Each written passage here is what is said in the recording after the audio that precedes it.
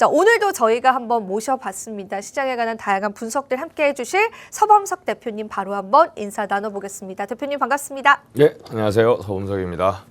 설 연휴 끝나고 네. 오늘 또 처음 왔네요. 오늘 발렌타인데이인 거 혹시 알고 계셨나요?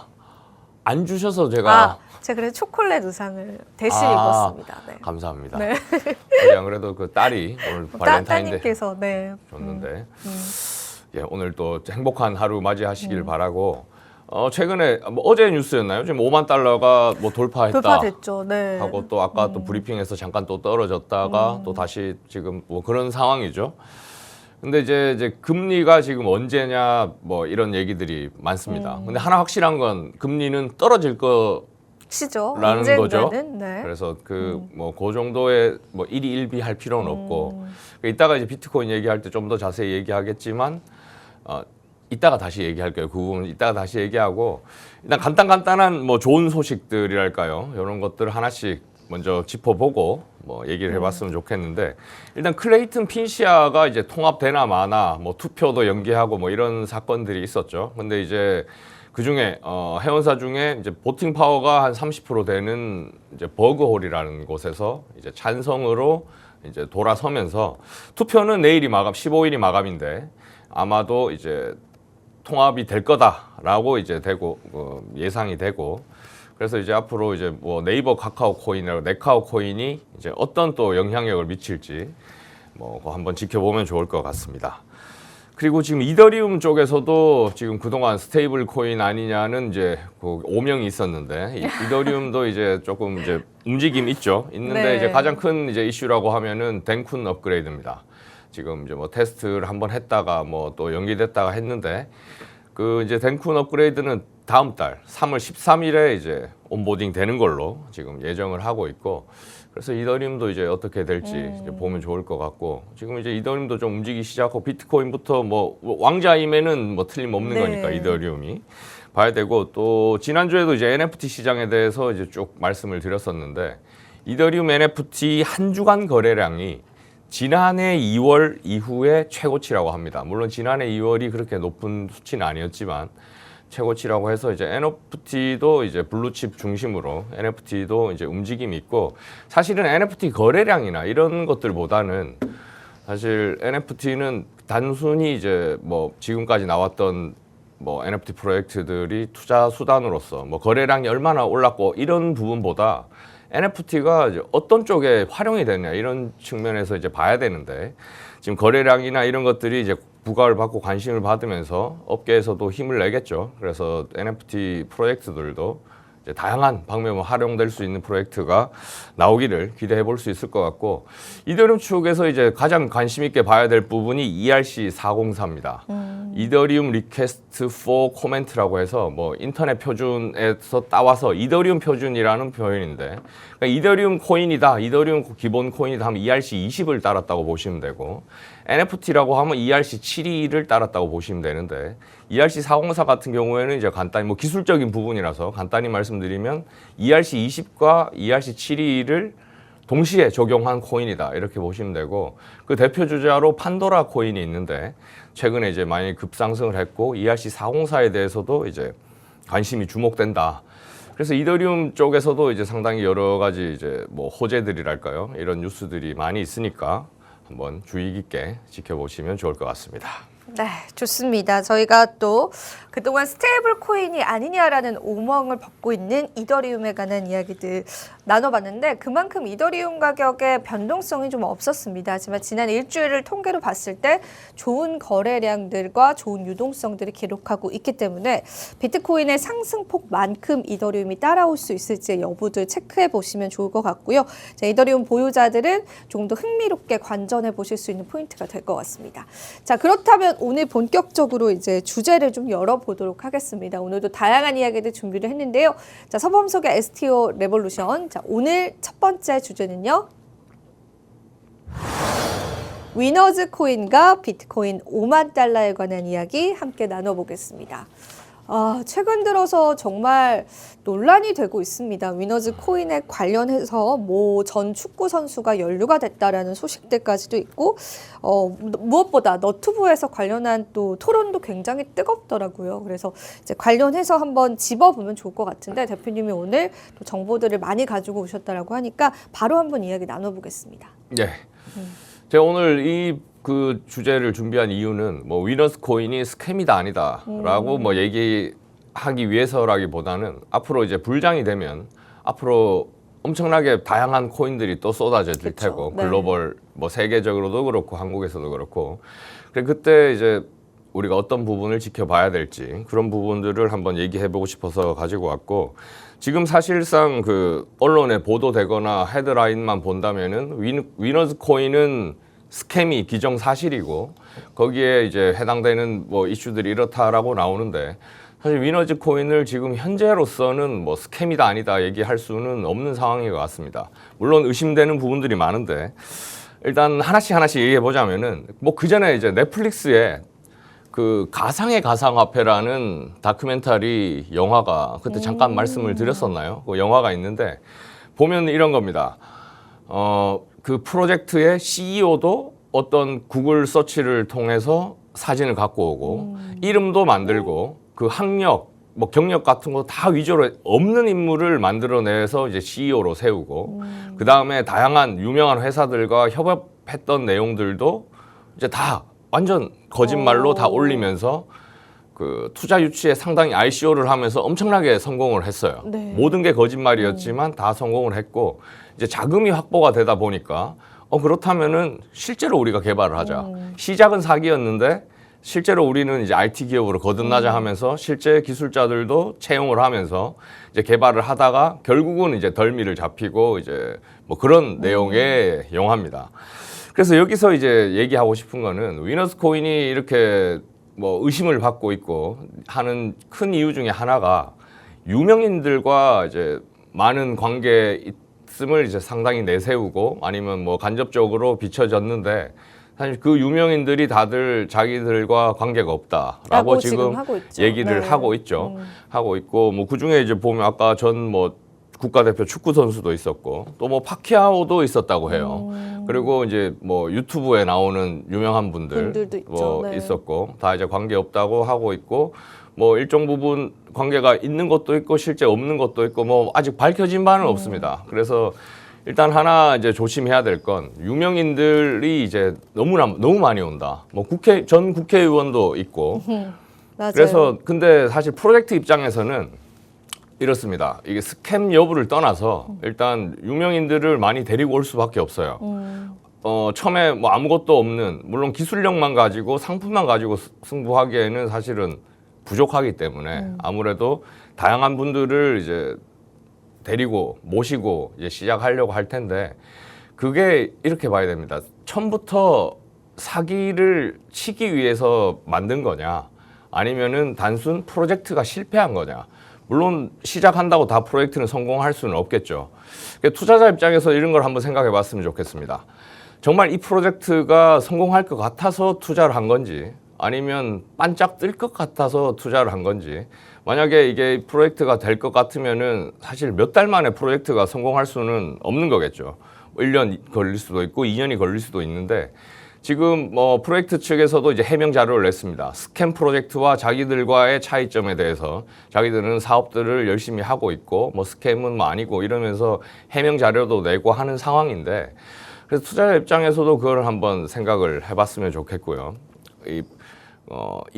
정말 이 프로젝트가 추진하는 사업이 꼭 블록체인이 있어야 되는 건지 코인이 있어야 되는 건지 그것부터 한번 생각해 보시면 좋을 것 같고 왜냐하면은 많은 이제 뭐 커뮤니티에서도 그렇고 이런 프로젝트가 있는데 어떻게 생각하냐고 갖고 오는 것들 보면은 블록체인이랑 아무 상관이 없는 프로젝트를 갖고 와서 블록체인은 단순히 자금 조달을 하기 위한 수단으로만 그럴 수 쓰일 있겠네요. 뿐이고 네. 사업은 그냥 뭐 상관이 없어요 블록체인이랑 뭐 그런 것들을 첫 번째로 한번 따져봤으면 좋겠고 뭐 위너스 코인도 그렇고 요 직전에 뭐 상관이 있었다고 하는 GDG 코인 뭐 당시에 NFT도 발행을 했었고 하는데 그런 부분에서 한번 같이 점검을 한번 해보시면 좋을 것 같습니다.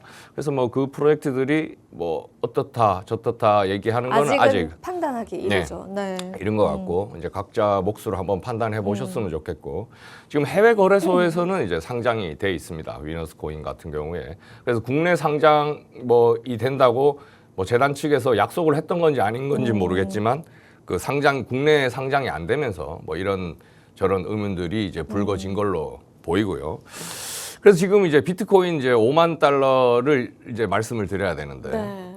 앞으로 이제 만약에 불장이 온다면은 앞으로 이런 스캠 코인들 아니면 또 뭐 새롭게 이제 론칭되는 코인들이 많을 텐데 그래서 지금 5만 달러 더 갈 거냐 이제 불장의 시작이냐 어떠냐 이런 얘기들이 많이 있죠.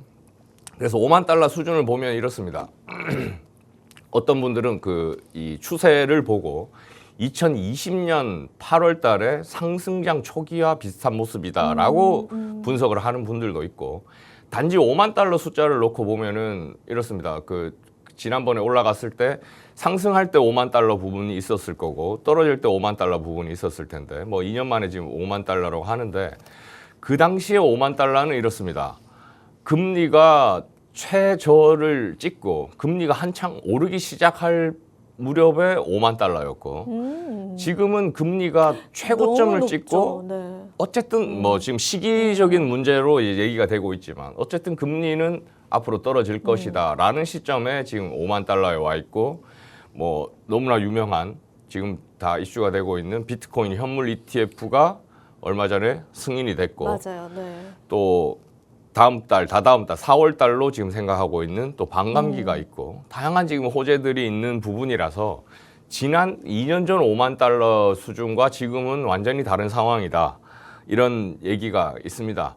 그래서 비트코인 현물 ETF에 대해서 한 번만 더 정리를 하자면 그 효과에 대해서 일단은 당연히 이제 기관에서 실제 현물을 사야 되니까 자금 자체가 이제 유입되는 효과가 하나가 있는 거고 두 번째는 그거죠. 제도권에서 공식 합법적으로 거래할 수 있는 장이 열렸다. 또 인식, 뭐 법적인 문제, 뭐 이런 게 있는 거고 지금 금과 상관관계가 있는데 금도 사실은 처음에는 장신구로 시작을 했지만 나중에는 이제 가치 저장 수단 그 금의 특징에 따라서 아, 이 가치 저장 수단으로도 쓸 수 있구나라고 하면서 지금의 금이 됐듯이. 비트코인도 사실 시작할 때는 처음에는 이제 컴퓨터 좋아하는 괴짜들이 시작을 했다가 뭐 조금 투자 수단으로 됐다가 뭐 부인 안 하겠습니다. 투기 수단으로서 상당히 뭐 인기를 끌었다가 아직까지도 이제 비트코인 잠재력이 무한하다고 보는 거는 비트코인이 과연 가치 저장 수단으로서 또 교환 수단으로서 쓸 수 있느냐 없느냐에 대한 인식은 사실 상당히 낮다고 봅니다. 지금은 그냥 비트코인이 많이 올랐다니까 뭐 투자 수단이라니까 그냥 뭐 그렇다니까 하고 이제 사는 수준이라 앞으로 이게 비트코인의 이제 기술적인 특성이라든가 이게 완전히 제도적으로 뒷받침되면서 이제 가치 저장 뭐 금과 같은 역할을 할 수 있는 수준이 되면 얼마나 이제 잠재력을 발휘할 수 있을지 상당히 궁금한 상황이고 지금이 만약에 불장 초입이라면 불장이 왔을 때 이제 스캠 코인 아까 위너즈 코인을 얘기했지만 위너즈가 뭐 스캠이다 아니다 얘기가 아니라 앞으로 다양한 새로운 코인이 나왔을 때 어떤 관점에서 바라봐야 될지 한번 잘 생각해 보셨으면 좋겠습니다. 네, 좋습니다. 오늘 위너즈 코인과 또 비트코인에 관한 다양한 견해들 한번 들어봤고요. 자, 위너즈 코인 측에서는 현재 홈페이지에 공식 게재를 했습니다. 일단 그동안의 의혹들에 관해서는 철저하게 해명을 할 것이고 우리는 그런 스캠 코인이 아니다. 법무법인의 검토 후에 투자 유치를 한 깨끗한 그러한 업체다라고 발표를 하긴 했는데 사실 대표님 말씀하신 것처럼 과연 이 위너즈 코인이 영위하는 사업에 블록체인이라는 기술이 필요한 게 맞을 것인지 단순히 투자자를 모으기 위한 수단이 되진 않았는지에 관해서는 우리가 좀 생각해 볼 그러한 요지가 있는 것 같습니다. 그래서 관련해서 여러분들이 좀 신중하게 생각하시면 좋을 것 같고 다행인 건 국내 거래소에 상장되어 있지 않기 때문에 비교적 한국인 피해자들이 좀 덜하지 않을까라는 그러한 또 생각도 드는데요. 역시나 여러분들 언제나 또 알트코인 투자하실 때는 유의하시면서 투자하셨으면 좋겠습니다. 자, 그럼 오늘 빠르게 두 번째 주제부터 열어보고 나머지 이야기들 좀 나눠보겠습니다. 오늘도 STO 관련한 소식 준비했습니다. 서범석의 STO 레볼루션. 오늘 두 번째 주제는요. STO의 해외 사례에 관해서 이야기를 나눠보겠습니다. 지난번과 동일시돼서 계속해서 이야기 나눠볼 텐데요. 자, 오늘도 다양한 해외 사례를 가지고 왔습니다. 이제 국내에서 STO에 관련한 관심들 꾸준히 이어져 오고 있는데 해외에서 사례들 속에서 우리가 또 어떤 투자의 팁들 얻어볼 수 있을지 바로 한번 이야기 나눠보겠습니다. 네. 지난 시간에 이제 미국 사례를 하나 뭐 INX를 했었고 T0를 했었고요. 지금 이제 오늘 이제 시큐리타이즈라는 또 다른 토큰 증권 거래소에 대해서 얘기해 볼까 합니다. 그래서 오늘 이제 미국의 해외 사례라고 하면 주로 요 세 개를 주로 많이 얘기를 하는데 오늘이 이제 미국 시리즈 마지막이라고 생각하시면 좋을 것 같고 지금 해외 사례를 계속 얘기하는 이유는 뭐냐면 물론 뭐 세미나나 포럼 같은 곳에서 해외 사례를 얘기할 때는 이제 우리나라는 이런데 앞으로 이렇게 발전했으면 좋겠다라고 이제 얘기하는 측면이 있고 저희는 지금 이제 요즘 이런 기사들이 많이 보셨을 텐데 토큰 증권 최근에 미술품을 했었는데 첫 건에는 이제 청약이 상당히 잘 되다가 별로 아닌가 이런 얘기들이 이제 하나 둘 나오고 있는 것 같아요. 그래서 앞으로 토큰 증권이 어떻게까지 이제 될 수 있는지를 한번 같이 보셨으면 좋을 것 같고 시큐리타이즈 거래소에 대해서 그리고 어떤 토큰 증권, 어떤 STO가 있었는지 한번 살펴볼까 합니다.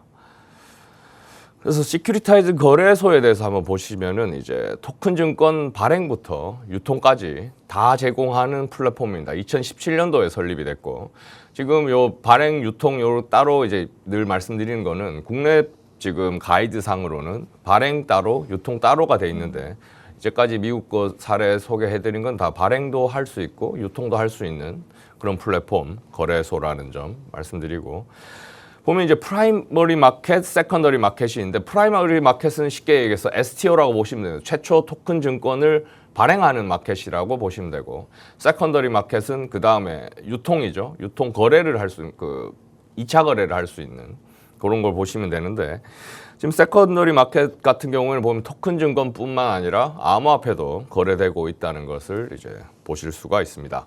그래서 시큐리타이즈 거래소의 이제 가장 큰 특징이라고 한다면은 이제 그동안 사모 시장에 있는 자산을 토큰화해서 그동안 사모 투자는 같은 경우에는 일단 적격 투자라든가 일반인들한테는 이제 접근하기가 어려웠는데 토큰 증권을 함으로써 일반인들도 이제 쉽게 접근할 수 있도록 했다라는 점이 있고 대표적인 자산으로 이제 해밀턴 레인, KKR, S&P 같은 것들이 있는데 하나씩 이제 한번 봤으면 좋겠습니다. 일단 해밀턴 레인 같은 경우에는 이제 자산 운용사입니다. 사모펀드를 주로 하는 자산 운용사에서 나온 거고 지금 총 4개의 이제 펀드 토큰 증권이 이제 발행돼 있고 여기 이제 글씨가 좀 작아서 그런데 리뎀션 온 디맨드라고 돼 있는데 이건 언제든지 이제 자금을 뺄 수 있다는 뜻인 거죠. 자금을 뺄 수 있는 거고 락업 뭐 12개월 이렇게 돼 있는 거는 최초 투자 후에 12개월 동안은 팔 수가 없다 이런 걸로 보시면 되고 지금 이제 그 GDG 코인 얘기하면서 이제 언론에서 나왔던 얘기 중에 보면 락업에 대해서 상당히 이제 불합리한 장치인 것처럼 얘기를 했는데 그거는 뭐 일반 투자 시장도 그렇고 코인 ICO도 그렇고 뭐 락업이라는 것들은 상당히 많이 하는 제도죠. 초기에 이제 보호 예수처럼 네. 초기 가격 유지를 위해서 초기 이제 싸게 살 수 있는 대신 얼마 동안은 팔 수가 없다. 뭐 이런 장치들은 뭐 많이 하는 거라서 그것만 가지고 이제 나쁘게 볼 수는 없다는 말씀드리고 그다음에 KKR이라고 이건 또 역사가 오래된 사모펀드 또 기업인데 여기서도 이제 펀드가 있고 그다음에 이제 S&P가 있고요. 보시면 이제 암호화폐에 대해서도 이제 취급을 하고 있다. 암호화폐 관련된 펀드도 있다라는 점을 이제 말씀을 드리고 싶었고 기타에 보시면은 이제 프랜차이즈에 대한 투자들 여러 개 뭐 55개 지점이 있고 여러 개 브랜드를 갖고 있는 포트폴리오에 투자를 할 수 있고 또 스타트업, 엑셀러레이터나 또 엔젤 투자 포트폴리오에 대한 이제 토큰 증권도 있고 또 블록체인 기업에 대한 것도 있습니다. 보시면 블록체인 캐피털이라고 150개 이상의 암호화폐 기업에 투자하고 있는 토큰 증권도 있고 그다음 또 보시면 코시모 X도 마찬가지로 상당히 초기 단계에 있는 블록체인 기업에 투자하는 펀드. 그다음에 또 프로토스라고 암호화폐에 투자하는 펀드. 이렇게 보시면 상당히 벤처 캐피탈에도 이제 상당히 이제 토큰 증권이 많이 활용되고 있다. 근데 지금 국내 토큰 증권 같은 경우에는 그냥 기존의 증권인 것을 그냥 블록체인에 올렸을 뿐인 거라 이제 상당히 업계에서는 이제 문제 제기를 하고 있는 부분이고요. 그래서 토큰 증권 같은 경우에는 그동안 투자를 자금 조달이 어려웠던 아니면 일반인 관점에서도 투자하기 어려웠던 부분에 대해서 상당히 기회를 넓히는데 좀 더 제도적인 장치 마련이 되어야 되지 않을까 이런 말씀을 드립니다. 네, 좋습니다. 자, 오늘 STO 관련한 해외 사례들까지도 하나하나 이야기 나눠보는 시간이었습니다. 자, 오늘은 저희가 여기서 한번 마무리해 보겠습니다. 마지막으로 투자 고지 드리도록 할게요. 본 방송에서 제공하는 정보는 투자 판단에 대한 조언일 뿐입니다. 가치 판단과 상승 하락 보장하고 있지는 않다라는 점 다시 한번 유의 부탁드리고요. 저희는 내일 이 시간 더 알찬 정보들로 찾아뵙도록 하겠습니다. 오늘도 시청해주신 여러분 고맙습니다.